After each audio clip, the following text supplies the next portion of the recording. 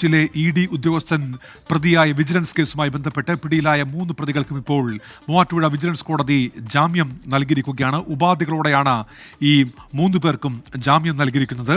അടുത്ത 7 ദിവസവും അന്വേഷണ സംഘത്തിന് മുന്നിൽ 3 പേരും ഹാജരാകണം എന്നുള്ള നിബന്ധന ഇപ്പോൾ കോടതിയുടെ ഭാഗത്തുനിന്ന് ഉണ്ടാകുന്നു. അന്വേഷണവുമായി സഹകരിക്കണം എന്നുള്ള നിർദ്ദേശം കൂടി കോടതി ഇപ്പോൾ നൽകിയിട്ടുണ്ട്. കസ്റ്റഡി കാലാവധി കഴിഞ്ഞ സാഹചര്യത്തിൽ മൂവരെയും മൂവാറ്റുപുഴ വിജിലൻസ് കോടതിയിൽ ഹാജരാക്കുകയായിരുന്നു.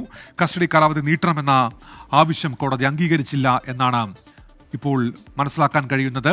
വാർത്തയുടെ വിശദാംശങ്ങളുമായി വിഷ്ണു സുരേഷ് ഇപ്പോൾ ചേരുന്നുണ്ട്. വിഷ്ണു, എന്തൊക്കെയാണ് വിവരങ്ങൾ? ഉന്മേഷ്, 5 ദിവസത്തെ കസ്റ്റഡി കാലാവധി ഇന്ന് അവസാനിക്കുകയാണ്. ഇ.ഡി. ഉദ്യോഗസ്ഥൻ പ്രതിയായ വിജിലൻസ് കേസിലാണ് ഇന്ന് പ്രതികളെ കസ്റ്റഡി കാലാവധി അവസാനിപ്പിച്ച ശേഷം മൂവാറ്റുപുഴ വിജിലൻസ് കോടതിയിൽ ഹാജരാക്കിയത്. ആ ഘട്ടത്തിലാണ് വിജിലൻസ് ഇവരെ 2-3 ദിവസം കൂടി കസ്റ്റഡിയിൽ വേണമെന്ന ആവശ്യം ഉന്നയിച്ചത്. പക്ഷേ ആ ഘട്ടത്തിൽ നിലവിൽ അത്തരത്തിലുള്ള സാഹചര്യം നിലനിൽക്കില്ല. അന്വേഷണത്തോട് പ്രതികൾ പൂർണ്ണമായി സഹകരിക്കാമെന്ന കോടതിയിൽ പറഞ്ഞ കാര്യം പരിഗണിച്ചുകൊണ്ടാണ് നിലവിൽ ഇവർക്ക് 3 പേർക്കും വാദികളോടെ ജാമ്യം നൽകിയിരിക്കുന്നത്.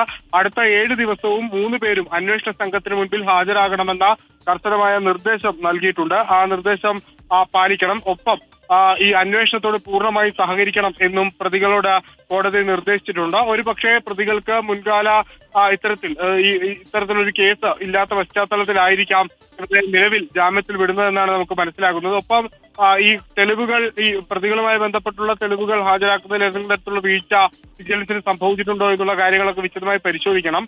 ഈ ജാമ്യ ഉത്തരവിന്റെ പൂർണ്ണ വിധിപ്പകർ അല്പസമയത്തിനകം തന്നെ ലഭ്യമാകുമെന്നാണ് മനസ്സിലാവുന്നത്.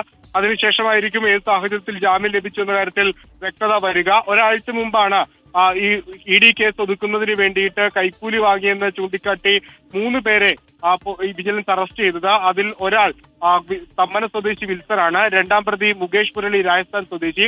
3ാം പ്രതി രഞ്ജിത്ത് വാര്യർ എന്ന ചാർട്ടേഡ് അക്കൗണ്ടന്റാണ്. ഇവരെ 3 പേരെയുമാണ് 5 ദിവസത്തേക്ക് ഈ വിജിലൻസ് കസ്റ്റഡിയിൽ വാങ്ങിയത്. ഇവരുടെ ചോദ്യം ചെയ്യൽ പൂർത്തിയായി, കസ്റ്റഡി കാലാവധി ഇന്ന് പൂർത്തിയായി. വീണ്ടും കസ്റ്റഡിയിൽ വാങ്ങാനിരിക്കെയാണ് ഇവർക്ക് ജാമ്യം അനുവദിച്ചിട്ടുള്ളത്. കേസിൽ 1ാം പ്രതി എൻഫോഴ്സ്മെന്റ് ഡയറക്ടറേറ്റ് കൊച്ചി യൂണിറ്റിലെ അസിസ്റ്റന്റ് ഡയറക്ടർ ശേഖർ കുമാറാണ്. ശേഖർ കുമാറിനെ ഇതുവരെ ചോദ്യം ചെയ്യാൻ വിജിലൻസ് തയ്യാറായിട്ടില്ല. ഈ 3 പേരിൽ നിന്ന് ലഭിച്ച വിവരങ്ങളുടെ അടിസ്ഥാനത്തിൽ, ഡിജിറ്റൽ തെളിവുകളുടെ അടിസ്ഥാനത്തിൽ ശേഖറിനെ വിളിപ്പിക്കുമെന്നാണ് പറഞ്ഞിരുന്നത്. പക്ഷേ അതുമായി ബന്ധപ്പെട്ടുള്ള ഡിജിറ്റൽ തെളിവുകൾ, ഫോറൻസിക് പരിശോധനാ ഫലങ്ങളൊന്നും ഇതുവരെ വിജിലൻസിന് ലഭിക്കുകയും ചെയ്തില്ല. ആ ഒരു പശ്ചാത്തലത്തിൽ 1ാം പ്രതിയെ ഇതുവരെ വിളിക്കാത്ത ഘട്ടത്തിലായിരിക്കാം ഒരുപക്ഷെ ഈ പ്രതികൾക്ക് ഇപ്പോൾ ജാമ്യം ലഭിക്കാനുണ്ടായ ഒരു സാഹചര്യം എന്ന് നമ്മൾ മനസ്സിലാക്കുന്നു. ഈ കേസിൽ പ്രതികളെ സംബന്ധിച്ചിടത്തോളം അവർക്ക് ഒരു അനുകൂലമായ നിലപാട് കോടതിയുടെ ഭാഗത്തുണ്ടായെന്നാണ് മനസ്സിലാക്കുന്നത്. ഉന്മേഷ്, വിഷ്ണു സുരേഷാണ് കൊച്ചിയിൽ നിന്ന് വാർത്തയുടെ വിശദാംശങ്ങൾ നൽകിയത്. 3 പ്രതികൾക്കാണ് ഉപാധികളോടെ കോടതി ഇപ്പോൾ ജാമ്യം നൽകിയിരിക്കുന്നത്.